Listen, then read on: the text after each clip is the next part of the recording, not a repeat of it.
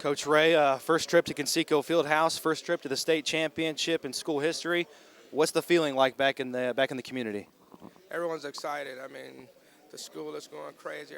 Our students and administration, everyone's excited, especially with this being only our third year at it. I think it's a major accomplishment just to get here to this point.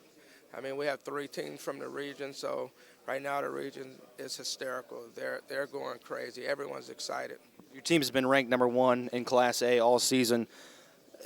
I think they do just such a great job of taking care of the basketball, the little things, the fundamentals. Why is it that this group has had such a great attention to detail? Given, over the course of the past 3 years, these guys have been playing together. We played some very tough competition, but this year in particular, you can see the maturity level in this team. When you look back to last year on the tournament trail, there's a lot of learning curves that we had to encounter. And these guys have done a great job at encountering all the learning curves, all the postseason play. It's a totally different basketball game in the postseason, and the key is being mature enough to adapt your style to that style of play, as well as making sure that you do the things that you can do well and you play your game. For you as a coach, you have to sleep pretty easy at night knowing that you have a balanced attack. You score about 85 points a game. Anyone can catch fire. That was evident more than ever in the semi-state against Monroe Central. 5 guys had double figures. How much more is there to your team than just Christopher Bond who can light it up? Well, of course, we have Christopher Bond, Mr. Double-Double, excellent player. Believe it or not, there's no plays ran on our team through Christopher Bond. He goes out and get all everything he gets on his own. But we have players like Tyree Robinson, excellent point guard, quickest thing you're going to find from coast to coast. Of course, we have DeJuan Marrero, 6'5", super athlete. But when you really look at it, we have the guys that really step up and get the job done, like Silk Joseph, who can catch fire and hit you up for 20 points at any time. Keevan Ford takes great pride in coming in off the bench, being the 6th man.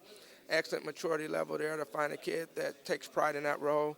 And then we have we call him Steady Eddie, Nick Moore, who handles the ball. You know what you're going to get out of Nick day in and day out. You're going to get an excellent defense. He wants to stick the strongest guy on the other team, and he wants to get his 5-6 assists per game, and he's happy. If we call on him to score like we had to in semi-state, he'll step up and do it.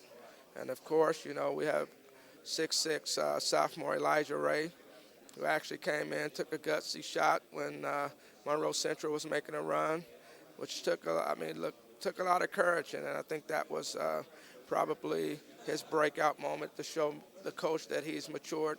He took a mid-range shot and actually cashed in and put us up by 7.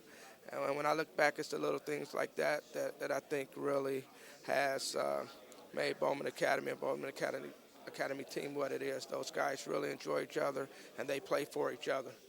This is an incredible run to the state championship. Your closest margin of victory was 10 points. That was on Saturday. You've won games by 12 in the tournament, 50 points, 28, 42, and 60. Are you worried that, Barr-Reeve's the number 2 team in the state. Are you worried that if you get into a little bit of a buzzsaw that your kids are going to be able to handle that? Not at all. I think we're battle tested. I mean, we went to Kentucky Marshall County Hoop Fest, played the number 1 team in Kentucky, Covenant Homes. 1-point victory. We trailed throughout the game. We've had our tough games.